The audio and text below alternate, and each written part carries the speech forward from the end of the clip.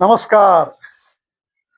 यज्ञ संस्थेचा विचार सद्गुरू सेलुकर महाराजांच्या सहवासामुळं अंतःकरणामध्ये सदैव प्रवाहित राहिला बरं. आणि तोच प्रवाह आपल्यापर्यंत पोहोचवावा अशी मनामध्ये भावना तीव्र झाल्यामुळं हा एक छोटासा प्रपंच करीत आहे. सज्जन हो, यज्ञ संस्था आहे, अत्यंत प्राचीन यज्ञ संस्था आहे. म्हणजे श्रीमद भगवद्गीतेमध्ये प्रजापती ब्रह्मा भगवद्गीतेच्या 3ऱ्या अध्यायामध्ये असं सांगतात की सहयज्ञा प्रजा सृष्टवा, मी यज्ञाच्या साह्यानं प्रजा निर्माण केली. आपल्याला जर जाणीव असेल, आपण जाणून असाल की परमेश्वराचा जो 3रा अवतार आहे वराह अवतार, तो श्रीमद भागवतामध्ये यज्ञ अवतार म्हणून घोषित आणि गौरवान्वित केलेला आहे. म्हणजे तळागाळात फसलेली पृथ्वी मनुष्याला राहण्यायोग्य बनविणे, हे जे वराह भगवंताचं कार्य आहे ते कार्यच जणू यज्ञाचं कार्य आहे. की तळागाळात समाज जर असेल तर त्याला उन्नतीकडे घेऊन जाणं हे यज्ञाचं कार्य आहे. अत्यंत प्राचीन काळापासून आपल्या देशामध्ये आपल्या राज्यांचा इतिहास, राजे रजवाड्यांचा इतिहास, चक्रवर्तींचा इतिहास हा सगळा यज्ञीय अनुष्ठानाचा इतिहास आहे.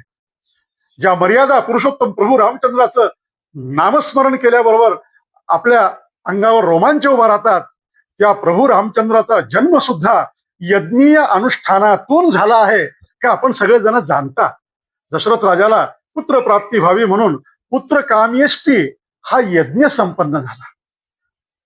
आणि त्या यज्ञातून राम, लक्ष्मण, भरत, शत्रुघ्न आणि महान भगवत भक्त रामभक्त हनुमंतरायाचा जन्म झाला. हे सगळे यज्ञानं या विश्वाला दिलेले दैवी तेजोमय तेजपुंज आदर्श आहेत. इकडं द्रौपदीचा उल्लेख सुद्धा याज्ञसेनी म्हणून केला जातो. प्रभू रामचंद्रांनी आपल्या आयुष्यामध्ये पहिल्यांदा पराक्रम करताना काय केलं तर महर्षी विश्वामित्राच्या यज्ञाचं संरक्षण केलं. हे यज्ञातून प्रगट होणारे, यज्ञ सांभाळणारे, आपल्याला कल्पना असेल की भगवान गोपालकृष्णाने राजस्व यज्ञामध्ये स्वतःकडे कोणतं काम घेतलं तर यज्ञातले जेवलेल्या माणसांच्या उष्ट्या पत्राळी उचलायचं काम घेतलं.